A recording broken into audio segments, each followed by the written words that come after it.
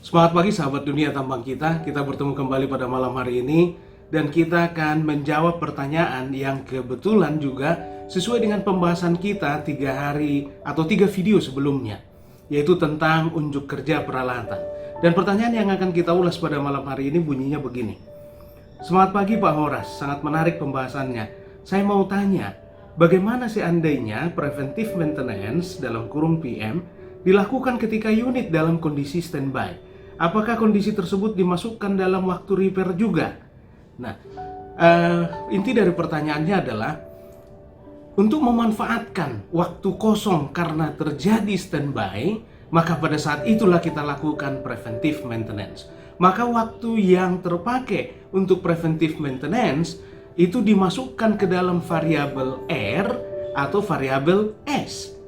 Baik sahabat dunia tambang kita, sebelum kita ulas pertanyaannya lebih dalam, jangan lupa dukung terus channel ini dengan subscribe, bunyikan belnya, like, share, dan juga komen.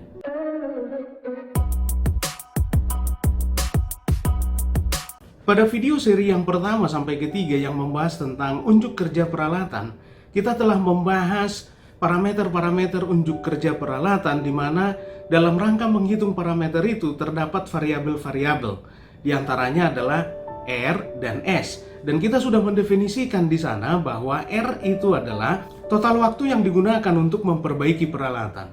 Termasuk di dalamnya waktu yang dibutuhkan untuk melakukan preventive maintenance. Kita masukkan ke dalam variabel R. Dan R ini sering kita sebut sebagai breakdown time. Sedangkan S adalah total waktu di mana sebuah peralatan harus standby. Akan tetapi bukan karena kerusakan peralatan tersebut. Akan tetapi karena alasan operasional, misalnya turun hujan sehingga harus berhenti operasi, atau tidak ada stok batubara. Kalau ini tambang batubara, tidak ada stok batubara di ROM yang harus diangkat sehingga standby. Nah, itulah R dan S. Dan inti dari pertanyaan tadi adalah, apakah pada saat sebuah peralatan standby sehingga untuk mengurangi waktu yang terbuang, kita manfaatkan waktu standby ini untuk melakukan preventive maintenance. Nah, tolong dipahami sahabat dunia tambang kita begini. Tentunya tidak mungkin jadwal preventive maintenance sama persis dengan waktu standby. Artinya jamnya sama, menitnya sama. Artinya bisa saja kita lakukan preventive maintenance, akan tetapi setelah terjadi standby. Tentunya setelah terjadi standby, artinya ada waktu yang memang betul-betul standby tidak dimanfaatkan untuk apa-apa. Atau dengan kata lain bisa kita sebutkan sebenarnya belum tiba masanya preventive maintenance. Akan tetapi terjadi hujan lebat sehingga peralatan standby karena jadwal preventive maintenance sudah tidak lama lagi, misalnya kalau tidak terjadi standby, tinggal besok preventive maintenance, akhirnya kita majukan untuk mengisi kekosongan waktu.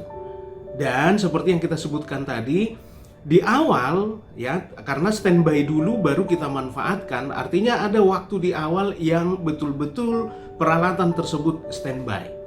Nah, dan juga bisa saja sahabat dunia tambang kita, misalnya terjadi hujan lebat dari jam 8 sampai jam 4 sore.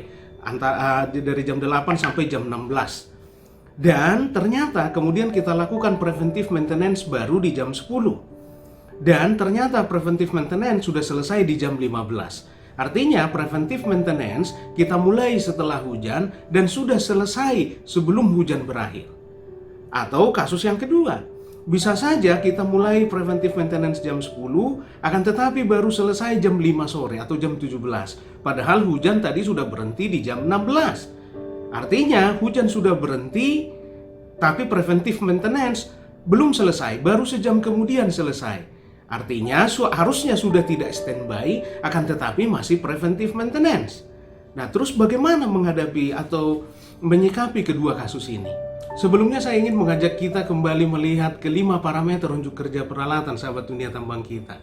Dan dari kelima parameter itu kita ingin fokus dulu melihat dua parameter. Yang pertama adalah mechanical availability dan yang kedua adalah utility of availability. Nah, di persamaan-persamaan atau di rumus-rumus untuk menghitung parameter, kita sudah menjelaskan bahwa MA atau mechanical availability adalah W dibagi dengan penjumlahan W plus R. Dan UA sama dengan W dibagi penjumlahan W plus S. Pada parameter mechanical availability kita bisa melihat di sana hanya ada dua variabel, yaitu working hours aktual yaitu W dan juga waktu untuk repair.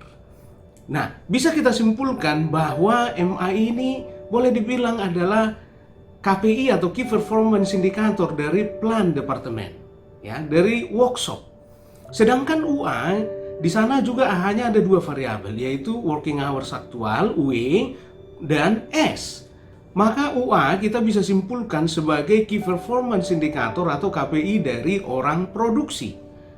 Maka kalau tadi peralatannya standby, kemudian kita manfaatkan untuk melakukan preventive maintenance, sehingga tidak dibutuhkan lagi waktu khusus untuk melakukan preventive maintenance, maka yang untung adalah plan departemen. Yang rugi adalah departemen produksi. Ya, jadi begitu sahabat dunia tambang kita, tidak fair. Ya.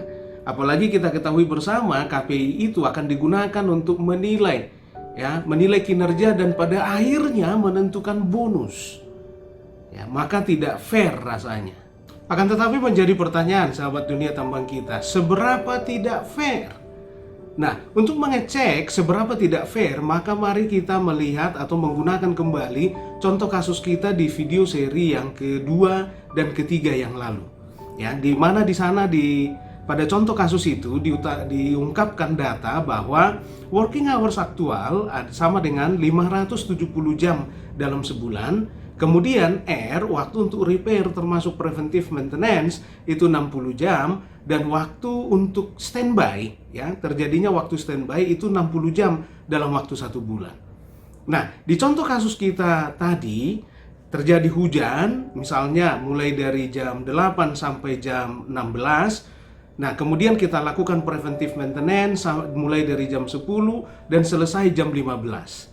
Artinya setelah hujan baru kita mulai preventive maintenance, dan sebelum hujan selesai kita sudah selesai melakukan preventive maintenance, yang mana dibutuhkan waktu dari jam 10 sampai jam 15, artinya 5 jam.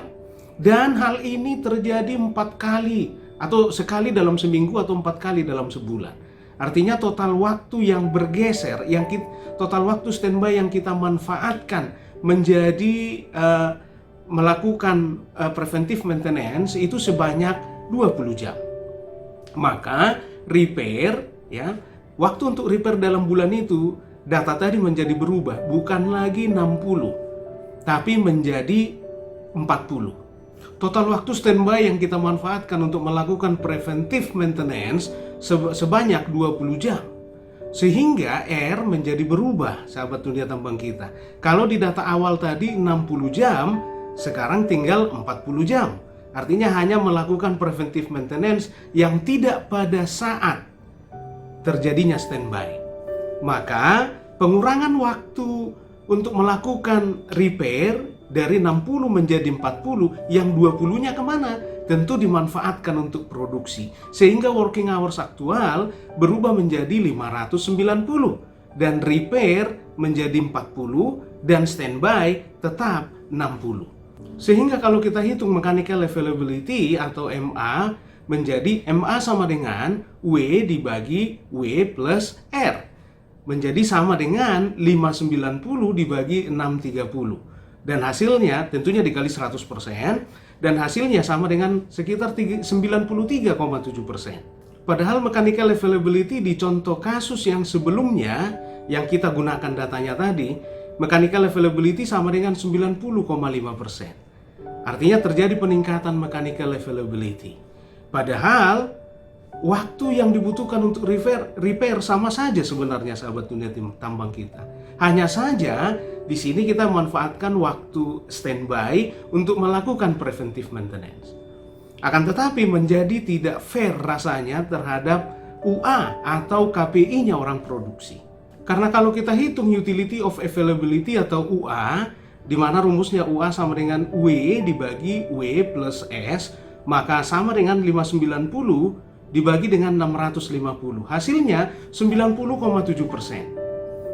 Nah, artinya mirip-mirip saja dengan contoh kasus kita. Karena pada saat kita hitung UA sebelumnya di contoh kasus di seri kedua dan ketiga itu 90,5. Sedangkan MA tadi naik dari 90,5 menjadi 93,7, padahal tidak melakukan apa-apa, hanya memanfaatkan waktu standby. Nah, pertanyaannya, kalau tadi waktu repair memanfaatkan waktu standby, nah sekarang bagaimana pada saat waktu preventive maintenance itu memanfaatkan waktu standby, kita anggap menjadi R, sehingga waktu standby-nya menjadi berkurang. Ya. Nah, sekarang waktu standby dari 60 jam menjadi 40, dan waktu untuk melakukan preventive maintenance atau repair itu dari 60 tetap 60. Maka yang 20 pengurangan waktu standby tadi masuk menjadi working hours, menjadi 590. Artinya sama saja, sahabat dunia tambang kita. Jadi kalau misalnya waktu pemanfaatan waktu standby untuk melakukan preventive maintenance dan kita masukkan di komponen atau variabel S, maka MA akan naik, ya, sementara UA akan sama saja. Artinya tidak fair buat orang produksi, karena tadi UA itu adalah kinerja atau KPI-nya orang produksi. Dan sebaliknya, pada saat kita manfaatkan waktu standby untuk melakukan preventive maintenance dan kita anggap pemanfaatan waktu itu masuk ke variabel R atau repair, sehingga variabel S menjadi berkurang, maka tentunya UA akan naik dan MA akan tetap saja menjadi tidak fair untuk orang pelan. Jadi seperti itu sahabat dunia tambang kita. Nah, terus solusinya bagaimana? Yang mana dong yang dipilih? Masuk ke mana ini? Apalagi nilai Key Performance Indicator atau KPI tadi pada akhirnya akan digunakan untuk menentukan berapa besar insentif, bonus, dan lain sebagainya. Nah, mungkin ada sebagian kita berpendapat, daripada susah-susah, udahlah dihitung aja kedua-duanya. Maka waktu yang digunakan untuk preventive maintenance tetap masuk ke R dan total waktu standby masuk ke S. Nah, jadi masalah sahabat dunia tambang kita. Kenapa? Karena W plus S plus R yang kita sepakati di video seri kedua dan ketiga sama dengan 24 jam dikurangi waktu yang dibutuhkan untuk melakukan safety talk dan P2H, artinya sama dengan menjadi 23 jam. Nanti kalau waktu yang kita manfaatkan dari standby tadi untuk melakukan preventive maintenance tetap masuk ke R dan total waktu standby tetap masuk ke S, maka W plus S plus R nanti akan jauh lebih besar dari 23 jam per hari. Nah, menjadi masalah. Maka saya pikir mari dibicarakan antara kedua departemen tadi.